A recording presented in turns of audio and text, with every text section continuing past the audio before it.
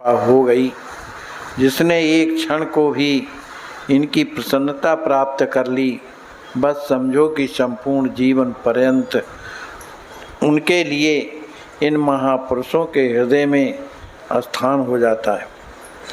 इनका प्रणय स्थायी होता है। कभी किसी पर दयावशात इन्हें क्रोध भी आ जाए तो वह पानी की लकीर के समान होता है, जिस समय आया उसी समय नष्ट हो गया। इतने पर भी वे अपने जीवन को संग से रहित बनाए रखते हैं और त्याग की मात्रा में इतनी अधिक होती है कि प्यारे से प्यारे को भी हर क्षण में शरीर से परित्याग कर सकते हैं। इन्हीं सब बातों को देख कर के महाकवि सर्वभूपति ने कहा कि वज्रातपि कठोराणि मृदूनि कुसुमादिपम, अर्थात ये पुष्प से भी अधिक मुलायम होते हैं, भक्तों की तनिक सी प्रार्थना पर पिघल जाते हैं और समय पड़ने पर कठोर से भी कठोर हो जाते हैं। वज्र भी इनके सामने अपनी कठोरता को कम ठहरता है। ऐसे महापुरुषों का जो अनुकरण करना चाहते हैं, उनके पीछे दौड़ना चाहते हैं, उनके व्यवहारों की नकल करना चाहते हैं, वे पुरुष धन्यवाद के पात्र तो अवश्य हैं। महाप्रभु का हृदय जितना ही कोमल, अत्यंत कोमल और प्रेमपूर्ण था, उतना निश्चित उनका ही अधिक दृढ़, अटल और असंदिग्ध होता था। वे अपने सत्य संकल्प के सामने किसी की परवाह नहीं करते थे। माघ मास के शुक्ल पक्ष में कटवा के सन्यासी दीक्षा लेकर महाप्रभु श्री अद्वैताचार्य जी के घर शांतिपुर में आए थे। वहाँ 8 या 10 दिन रहकर फिर अपने पुरी के लिए प्रस्थान किया।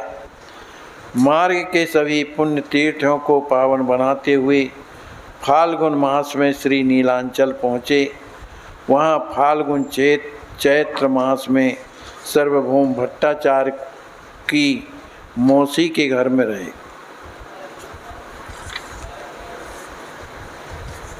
उस समय पुरी में प्रभु की इतनी अधिक ख्याति नहीं हुई।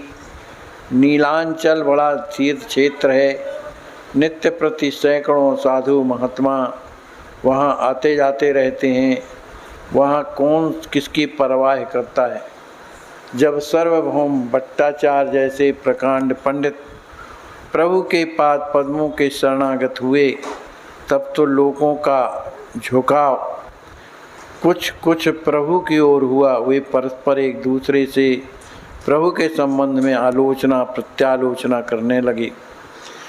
संसारी लोगों का स्वभाव होता है कि जहाँ तक हो सकता है किसी को बढ़ने नहीं देते, उनकी निंदा करते हैं, उनसे चढ़ा के अथवा संसारी प्रलोभन देकर शक्ति भर नीचे ही गिराने का प्रयत्न करते हैं। वे जब तक पूर्ण रीत से विवश नहीं हो जाते, तब तक किसी की मान प्रतिष्ठा अथवा पूजा अर्चा नहीं करने देते। महाप्रभु सर्वसमर्थ हैं, वो चाहे जो करें, किंतु पुरी जैसे परम पावन क्षेत्र को परित्याग करके आप दक्षिण की ओर क्यों जाना चाहते हैं।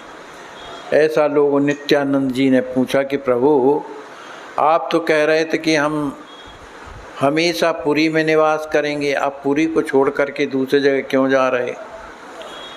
प्रभु ने कुछ सोच करके कहा, हमारे ज्येष्ठ बंधु जो विश्वरूप जी हैं दक्षिण देश की ओर गए हैं, मैं उधर जाकर उनकी खोज करूंगा। संन्यास लेकर उनकी खोज करना मेरा सर्वप्रथम कर्तव्य है। कुछ दुख की सुखी हंसी हंसते हुए दामोदर पंडित ने कहा कि भाई को खोजने के लिए जा रहे हैं, इसे तो हम खूब जानते हैं, यह तो आपका बहाना मात्र है। यथार्थ बात तो कुछ और है। मालूम होता है कि दक्षिण देश को पावन बनाने के लिए आपकी इच्छा है, तो हम मना थोड़ी करते हैं, और मना करें भी तो क्या आप तो सर्वस्वतंत्र ईश्वर हैं, किसी को मानेंगे थोड़ा। दामोदर पंडित जी की बात ठीक ही थी। महाप्रभु के अग्रज विश्वरूप ने संन्यास धारण करके 2 वर्ष बाद पूना के पास पंढरपुर में शरीर को त्याग दिया था। यह बात भक्तों को विदित थी। प्रसिद्ध पदकर्ता वासुदेव घोष उस समय वहीं पंढरपुर क्षेत्र में उपस्थित थे। उन्होंने भक्तों को आकर यह समाचार सुनाया भी था। महाप्रभु ने आज तक यह समाचार न सुना हो, यह संभव नहीं। कुछ भी हो, विश्वरूप के ढूंढने को उपलक्ष्य बनाकर वे दक्षिण देश को अपनी पदधूल से पावन करना चाहते हैं, इसलिए उन्होंने ऐसा निश्चित किया। कहने का भाव ये है कि महाचैतन्य प्रभु को रहते हुए काफ़ी दिन हो गए।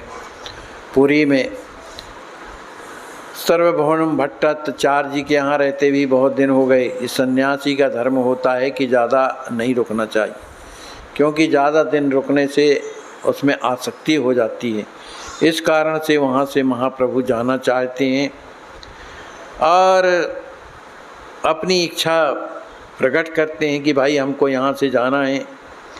प्रभु ने गंभीरतापूर्वक कहा कि मेरे साथ कोई नहीं जाएगा, मैं अकेले जाऊँ।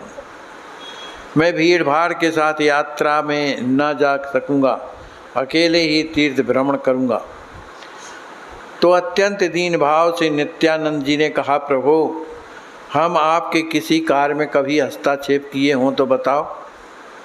हमें आप साथ रहने, हमारे आपके साथ में रहने में आपको कौन सी असुविधा हुई है जो आप हमें लेकर के नहीं जाना चाहते हैं? तो हमें बताइए। मैंने दक्षिण के सभी तीर्थों की यात्रा भी मैंने की है। सभी स्थान, रास्ते, सभी तीर्थ, देवालय भी मेरे देखे हुए हैं, इसलिए मेरे साथ रहने से आपको ज़्यादा सुविधा होगी।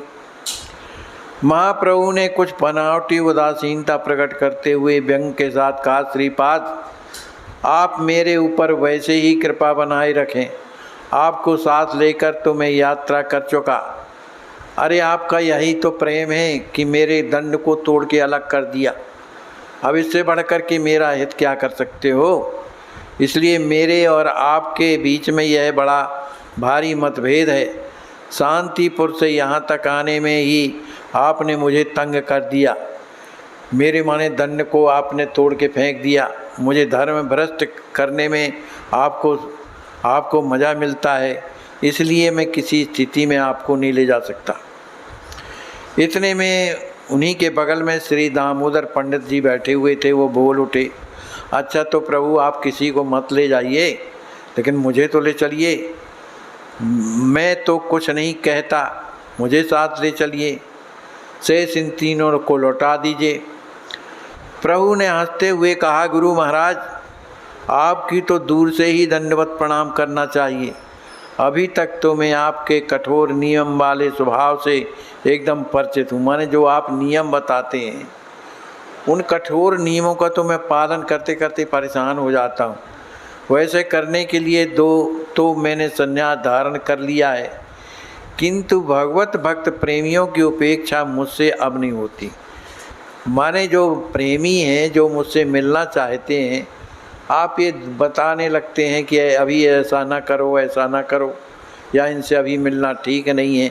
माने जो दुनिया का बता देते हो, ये मुझे पसंद नहीं।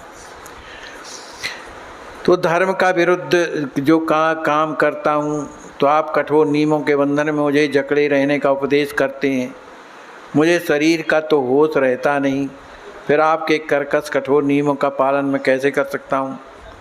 इसलिए आप मेरे स्वतंत्र व्यवहार को देखकर सदा मुझे टोंकते रहेंगे, यह मेरे बस की बात नहीं है। इसलिए मैं अकेला ही जाऊँगा। इतने में डरते डरते एक जगदानंद जी महाराज थे। उन्होंने पूछा, प्रभु यह तो हम आपकी बातों के ढंग से ही समझ गए कि आप किसी को भी साथ में न ले जाएंगे, किंतु जब प्रसंग छिड़ ही गया है तो मैं भी यह जानना चाहता हूँ कि आप मुझे क्यों नहीं ले जाना चाहते। मेरा प्रत्याग किस दोष के कारण किया जा रहा है?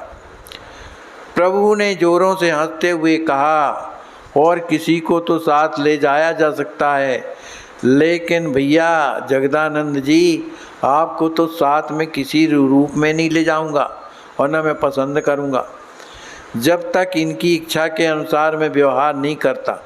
माने आप अपनी इच्छा के अनुसार काम करते हैं और मुझे भी कराते हैं, तब तो आप प्रसन्न रहते हैं। जहाँ इनके मनोभाव में तनिक भी ठेस लगी कि ये फूट कर कुप्पा हो जाते हैं। इनकी मनोवांछा को पूर्ण करना मेरे शक्ति के बाहर की बात है। इनके मनो अनुकूल बर्ताव करने से मैं संन्यास धर्म का पालन नहीं कर सकता। ये मुझे खूब बढ़िया पदार्थ खाते देखकर सुखी होते हैं और मुझे अच्छे वस्त्रों में देखना चाहते हैं। मैं खूब सुंदर सैया पर शयन करूं तब ये प्रसन्न होते हैं। मैं संन्यास धर्म के विरुद्ध संसारी विषयों का उपभोग नहीं कर सकता, इसलिए इनके साथ भी मैं नहीं जा सकता, मैं अकेला जाऊंगा। इतना कह करके प्रभु मुकुंद के मुख की ओर देखने लगे, लेकिन मुकुंद दत्त तो ऐसे थे कि ज़्यादा बोलते नहीं थे, शांत रहते थे, चुपचाप बैठे थे। लेकिन उनके हृदय में ये लग रहा था कहीं प्रभु ना मुझे कह दें कि तुम भी मत जाओ। तो उनके आँखों में जल भरा हुआ था, किंतु वह बाहर नहीं निकल रहा था। प्रभु की ममता भरी चितवन से वह जल अपने आप आँखों के कोरों से बहने लगा। प्रभु ने ममत्व प्रदर्शित करते हुए कहा, कहो तुम भी अपना दोष सुनना चाहते हो? मुकुंद दत्त से कहते कि आप में क्या दोष है, यह बताऊं? महाप्रभु के पूछने पर भी मुकुंद चुपचाप अश्रु बहाते रहे। उन्होंने प्रभु की बात का कुछ भी उत्तर नहीं दिया। तब नित्यानंद की ओर देखते हुए प्रभु कहने लगे, अरे मुकुंद का स्वभाव तो बड़ा कोमल है, स्वयं ये भारी कष्ट सहिष्णु है, किंतु दूसरे के कष्ट को ये नहीं देख सकते। विशेषकर मेरे शरीर के कष्ट से तो ये क्षुभित हो जाते हैं। इन्हें मेरे संसार के नियमों की कठोरता असह्य मालूम होती है। ये मेरे पैदल भ्रमण कम वस्त्रों में निर्वाह, त्रिकाल स्नान, भिक्षान्न से उदर पूर्ति, जहाँ स्थान मिल गया वहीं पड़ रहने वाले नियमों के मन ही मन दुखी रहते हैं। इसलिए मुख से कुछ भी इनकी यद्यपि ये मुख से कुछ भी नहीं कहते, किंतु इनके मनोगत भाव मुझसे छिपे नहीं रहते। इनके मानसिक दुख से मुझे भी क्लेश होता है। कहने का भाव ये है कि ये मेरा हित तो चाहते हैं कि महाप्रभु अच्छे से मने शयन करें, अच्छे वस्त्र पहने, ऐसी जगह में ना रहें जहाँ इन्हें कष्ट हो। तो चूँकि ये जो भी ये चाहते हैं ये सन्यास के प्रतिकूल है, क्योंकि सन्यासी को तो चाहिए जो जैसी परिस्थिति आवे उसका सामना करे। इसलिए आप भी मेरे साथ नहीं जा सकते हैं। इन सब बातों को सुनकर नित्यानंद कुछ खिन्न मन से कहने लगे, दुखी हो गए। प्रभु आपकी इच्छा के विरुद्ध काम करने की किसमें सामर्थ्य है, किंतु मेरी एक अंतिम प्रार्थना है, उसे आप स्वीकार करिए। और बार बार आपके चरणों में मेरी प्रार्थना है। प्रभु ने पूछा, कहिए क्या है? प्रभु ने अत्यंत ही ममता प्रदर्शित करते हुए कहा, श्रीपाद आप यह कैसी बातें कर रहे हैं? आप तो मेरे पूज्यमान गुरु तुल्य हैं। आपकी आज्ञा का मैं कभी उल्लंघन नहीं कर सकता। आप तो सूत्रधार हैं, मैं तो आपका नित्य करने वाला पात्र हूँ। जैसा नचाना चाहो वैसा नाचूंगा। बताइए क्या कहना चाहते? नित्यानंद जी ने अत्यंत ही करुण स्वर में कहा कि आप अकेले ही यात्रा में यदि जाएंगे तो हमें बड़ा कष्ट होगा, क्योंकि आपकी स्थिति बिगड़ जाती है। दर्शन करते करते आप भावावेश में आकर अपने शरीर की स्मृति भूल जाते हैं, है ना। इसलिए आपकी संभाल के लिए एक व्यक्ति होना आवश्यक है। तो किसी को मत ले जाइए, लेकिन कृष्णदास जी को जरूर ले जाइए। ये ब्राह्मण हैं, कटवा के समीप ही इनका जन्म स्थान है। ये स्वभाव के बड़ी ही सरल है, सेवा करने में बड़े ही प्रवीण हैं। प्रभु के पाद पद्मों में इनका दृढ़ अनुराग है। ये साथ में रहकर प्रभु की सब प्रकार सेवा करेंगे। आप जब भावावेश में आकर नृत्य करेंगे तो आपको ये संभालेंगे, वस्त्रों को संभालेंगे, दोनों हाथों से ताली बजाकर तो आप रास्ते में कीर्तन करते हुए चलेंगे। फिर आपका जो जल पात्र है, कथरी है, लंगोटियाँ हैं, कौन संभालेगा? अतः हमारी प्रार्थना है कि आप कृष्णदास को साथ ले चलने की कृपा कीजिए, अनुमति प्रदान कीजिए। नित्यानंद के इस अंतिम आग्रह को प्रभु टाल न सके। उन्होंने कृष्णदास को साथ चलने की अनुमति प्रदान की। इस कारण भक्तों को कुछ न कुछ संतोष हुआ। सभी की इच्छा थी कि प्रभु कुछ काल पुरी में और ठहर जाते, किंतु उनसे आग्रह करने की किसी की हिम्मत नहीं हुई। सभी ने सोचा कि यदि सार्वभौम प्रभु पैर पकड़ करके प्रार्थना करेंगे तो अवश्य ये कुछ दिन और रुक जाएंगे। इसलिए प्रभु को सार्वभौम के समीप ले चलना चाहिए।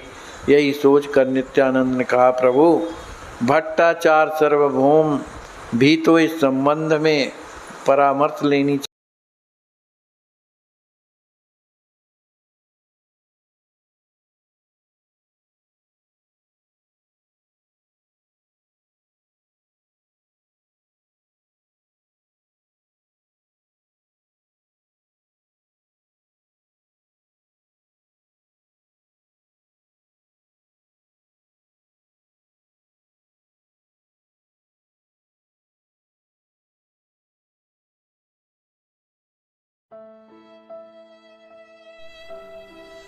इनको लकवा मारने के बाद 1 महीने तक अपने बिस्तर पर पड़े रहे।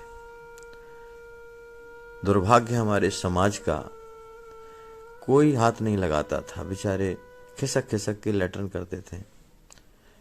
आज अस्वस्थ संत सेवा ट्रस्ट आपकी देख रहे हैं आप किस प्रकार से स्नान करा रही है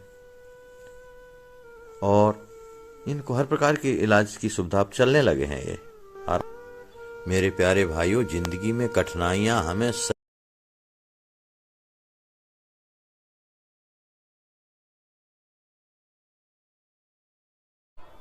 हाय, इनको कितना कष्ट है। आज बाबा, हॉस्पिटल में आपको ये लकवा मारा है, कितने दिन पहले मारा है? अपने को स्वयं इस जगह पर रखकर देखें, जब पैसा भी पास में ना हो और कोई अपना सहयोग करने वाला भी ना हो तो क्या होगा।